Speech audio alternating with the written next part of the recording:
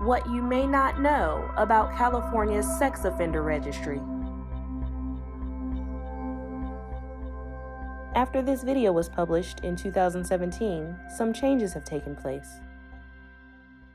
On January 1st, 2021, California's sex offender registry will change the lifetime registration to a tiered registration system.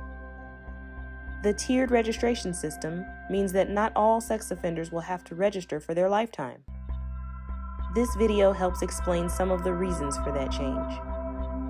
California's sex offender registry is for life, regardless of the registrant's age, and it has over 100,000 registrants, which is very expensive. In fact, the costs increase year after year without any significant increase in public safety.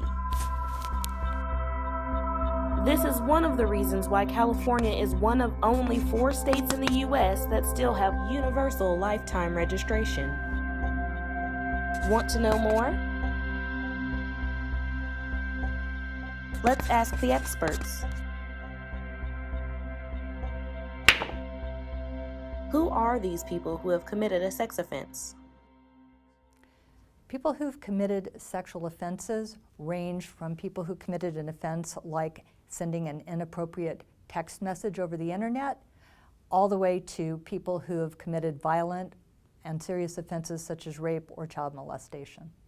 They differ in age, they differ in gender, they differ in socioeconomic status, they differ in many, many other characteristics. You seem to be saying that they aren't all the same. Is that right? Offenders are very different. To treat them all the same, to think of them as being all the same, is a mistake, and we should be very careful not to go that direction. We sometimes hear it said that they all reoffend. Is that true? It is not true that all offenders reoffend. Research, both in California and nationally, shows that the majority of sex offenders, once they've been caught and punished for their offense, are very unlikely to commit a new sex crime. We do know that some of them do, but we know that most of them don't. And proceeding as though all of them will leads us in a very unhelpful direction. Do they all have the same risk of reoffending? They have very different risks. High-risk offenders have approximately a 29% chance of committing a new offense within 5 years of release from incarceration, whereas low-level offenders have less than 1% chance of recidivism. Why is risk assessment so important?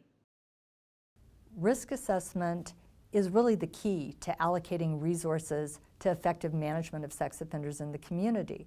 By understanding risk assessment, the public can be more concerned or more aware of those individuals who are of greater concern.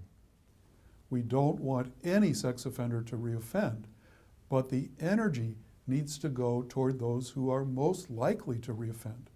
Is the length of time an offender is on the registry determined by their risk level? We have a lifetime registration law in California that does not take risk level into account with how long a person has to register. California is one of only 4 states that still have lifetime requirement for offenders. It's true, in California we have a one-size-fits-all policy that all sex offenders must register and must register for life. Are there any negative consequences of universal lifetime sex offender registration? When someone is on the registry for life, every aspect of their life is impacted. That creates barriers to obtaining housing, to obtaining jobs, to being able to create positive relationships with people, and it may actually make us less safe as a community. So universal lifetime registration doesn't increase public safety? Research shows that registration itself doesn't deter reoffending by sex offenders.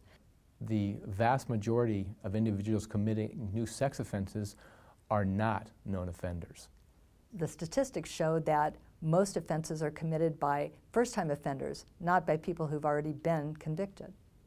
What works to decrease recidivism levels in sex offenders is to not paint them with a broad brush, not treat them as the same, but to recognize that they are all different, they're individuals, and they require offender-specific treatment. But isn't universal lifetime registration what survivors want? I think for a long time we tried to draw a bright line between people who've been victimized and people who commit sexual harm, and I don't believe it's a line that makes sense.